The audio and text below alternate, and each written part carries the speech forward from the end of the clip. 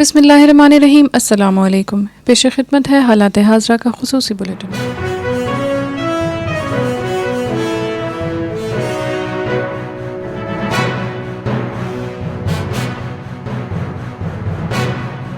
اس video میں ہم بات کریں گے امریکی قیادت میں ابھرتے نئے 4 ملکی اتحاد کوڈ کے درپردہ ہدف کے حوالے سے۔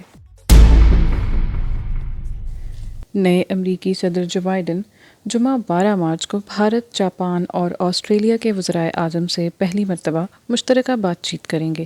یہ ملاقات ایسے نئے 4 ملکی اتحاد کے قیام کی کوششوں کا حصہ ہے جس کا ہدف چین قرار دیا جا رہا ہے۔ جو بائیڈن سے پہلے ڈونلڈ ٹرمپ کے دور صدارت میں امریکہ کے بحر ہند اور بحر الکاہل کے خطوں کی بڑی ریاستوں کے ساتھ تعلقات بہت زیادہ زیر و بم کا شکار ہو گئے تھے۔ جو بائیڈن اپنے اس عزم کا اظہار کر چکے ہیں کہ وہ ان ممالک کے ساتھ امریکہ کے قریبی تعلقات کی بحالی چاہتے ہیں۔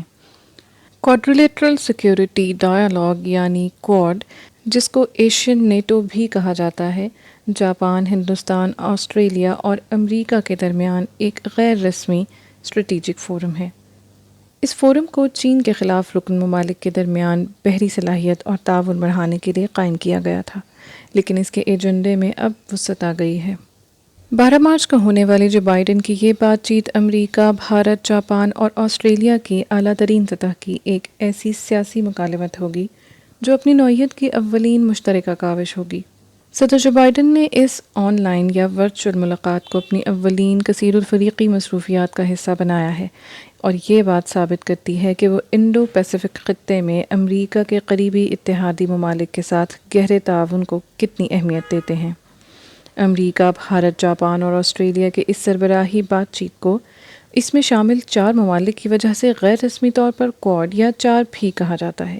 یہ مکالمت ایک ایسے وقت میں ہو رہی ہے جب چین کے ساتھ تعلقات میں کشیدگی بڑھتی جا رہی ہے۔ اس کا سبب یہ تاثر ہے کہ بیجنگ تجارت اور سلامتی کے شعبوں میں، خاص طور پر انڈو پیسیفک خطے میں، اپنی طاقت اور اثر و رسوخ میں مسلسل اضافے کی عملی کوششیں کر رہا ہے۔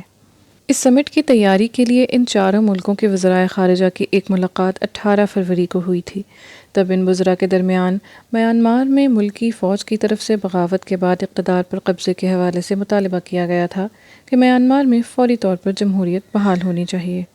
ٹوکیو کی حکومت نے اس بارے میں واضح عدم اطمینان کا اظہار کیا تھا کہ بیجنگ حکومت بحیرہ مشرقی چین اور بحیرہ جنوبی چین میں موجود صورتحال کو تبدیل کرنے کی یک طرفہ کوششیں کر رہی ہے۔ اس کے علاوہ ان کے مطابق چینی صوبے سنکیانگ میں اور ہانگ کانگ میں انسانی اور شہری حقوق کے احترام کی صورتحال بھی گہری تشویش کا باعث ہے۔ دوسری طرف چین اس کوڈ کے بارے میں اس لیے تشویش کا اظہار کر چکا ہے کہ بیجنگ کے بقول ایسا کرتے ہوئے یہ 4 ممالک ایشیا میں چینی مفادات کے خلاف گروہ کی شکل اختیار کرتے جا رہے ہیں۔